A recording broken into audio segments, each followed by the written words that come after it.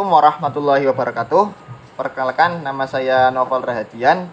Saya dari kelas 5 TPIA, NIM 1917404036. Mohon izin, saya izin menjawab soal ulangan akhir semester pada mata kuliah pengembangan kurikulum yang diampu oleh Bapak Muhammad Nur Halim, SPDI, MPD. Jadi di sini saya akan menjawab soal-soal yang telah diberikan Pak Nur Halim di grup WhatsApp tentang ulangan akhir semester. Soal yang pertama adalah tentang peran guru dalam pengembangan kurikulum pada model administratif yang pertama, lalu ada model grassroots yang kedua, dan model campuran di ketiga.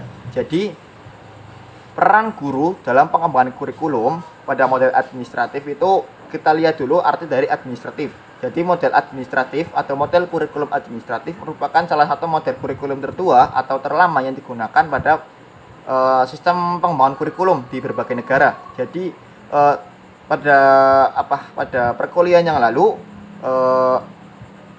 saya mendapatkan kesimpulan bahwa model administratif itu dapat dianalogikan pengembangan kurikulum yang dimulai dari atas, yaitu mungkin atas yang dimaksud dengan atas itu mungkin dari kementerian atau dari direktorat jenderal ke bawah, ya, bagian yang paling bawah adalah guru atau pengajar.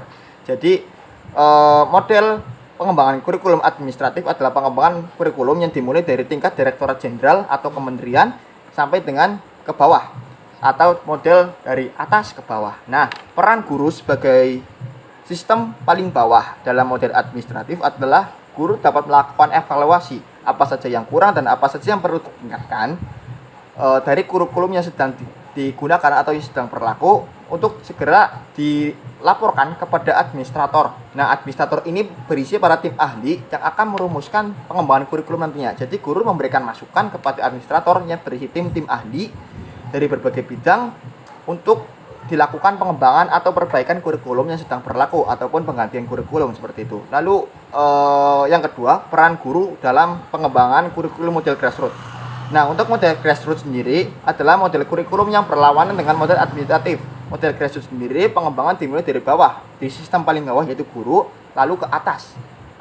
Di atas ada direktorat jenderal ataupun kementerian. Nah, model grassroots ini peran guru tentu sangat vital karena pengembangan kurikulum ini dimulai dari bawah. Semua yang guru peroleh dari kurikulum, baik kelebihan, kekurangan maupun apa saja yang perlu ditinggalkan akan langsung dieksekusi oleh guru, langsung oleh guru dalam pengembangan kurikulum, dan tentunya nanti akan disampaikan ke direktorat jenderal. Jadi pengembangan kurikulum ini basicnya ada di tingkat paling bawah yaitu guru. Nah, peran guru tentu sangat vital dalam pengembangan kurikulum model ini.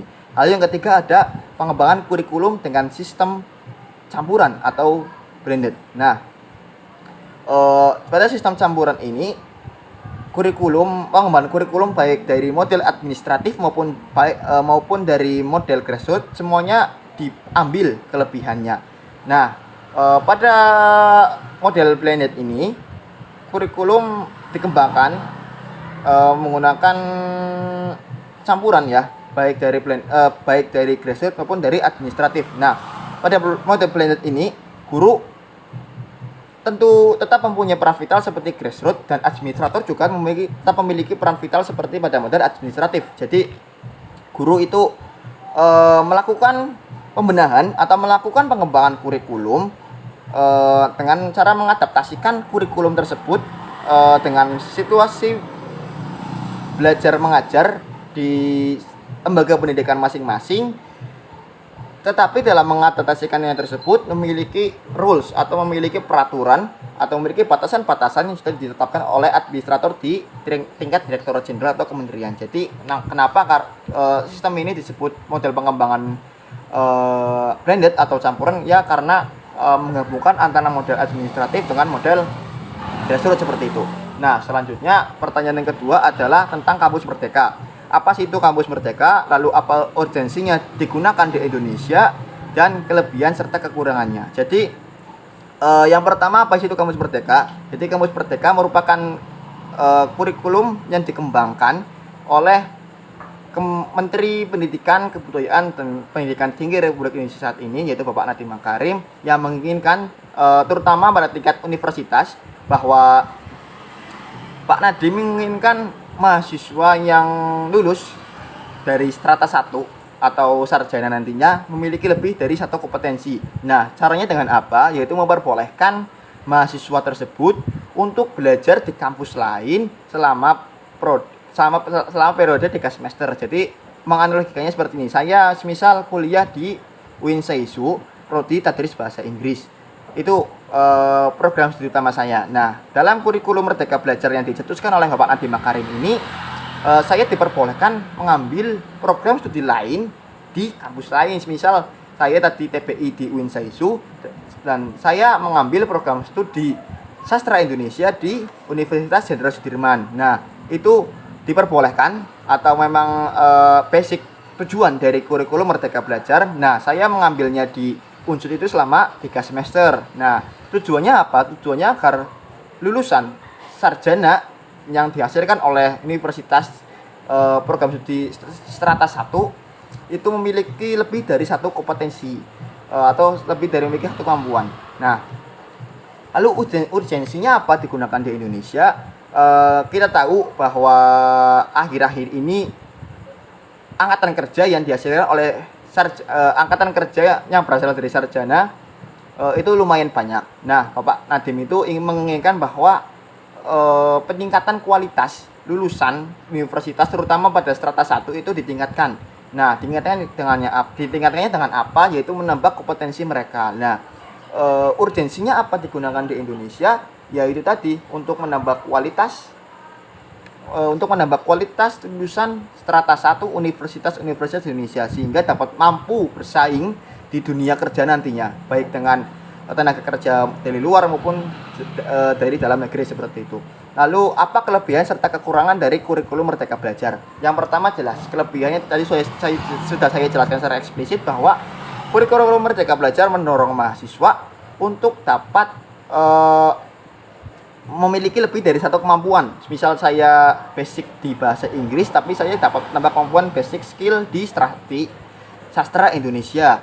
Yang jelas itu satu. Yang kedua, menambah kualitas dari lulusan sarjana-sarjana Universitas Indonesia. Nah, setiap kelebihan pasti punya kekurangan.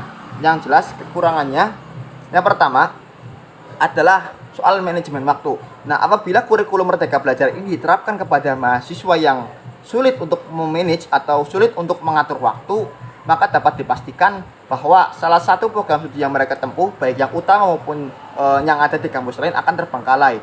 Bahkan akan sangat berakibat fatal apabila kurikulum Merdeka Belajar ini diterapkan kepada mahasiswa yang kurang bisa memanage waktu seperti itu. Lalu pertanyaan selanjutnya, itu, analisis urgensi RPP dan apa saja komponen-komponen dalam RPP. Jadi urgensitas RPP pada guru ya terutama adalah RPP itu kan rencana pelaksanaan pembelajaran yang memuat materi-materi dan apa saja yang harus disampaikan oleh guru dan apa saja kompetensi-kompetensi yang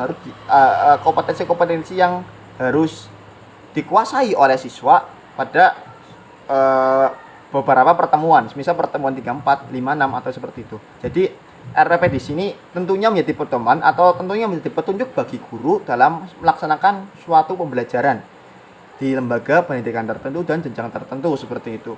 Nah, apa saja komponen RPP? Yang pertama, yang komponen utama dalam RPP adalah kompetensi inti. Jadi kompetensi inti itu adalah kompetensi yang harus dipenuhi untuk mencapai standar kelulusan. Jadi di sini kompetensi inti memiliki 4 dimensi, yaitu pertama dimensi sosial, dimensi spiritual, dimensi pengetahuan, dan dimensi keterampilan. Lalu yang kedua ada kompetensi dasar. Kompetensi dasar adalah kompetensi yang sangat mendasar yang harus dikuasai oleh siswa. Nah, selanjutnya ada indikator yang harus ditempuh atau indikator penilaian siswa. Jadi di sini guru atau pengajar akan memberikan indikator-indikator yang harus dipenuhi oleh siswa agar mendapatkan penilaian atau indikator-indikator penilaian yang akan menjadi tolak ukur bagi guru sampai sejauh mana kemampuan siswa tersebut. Nah, mungkin cukup sekian video jawaban ulangan akhir semester dari saya. Kurang lebihnya mohon maaf. Wassalamualaikum warahmatullahi wabarakatuh.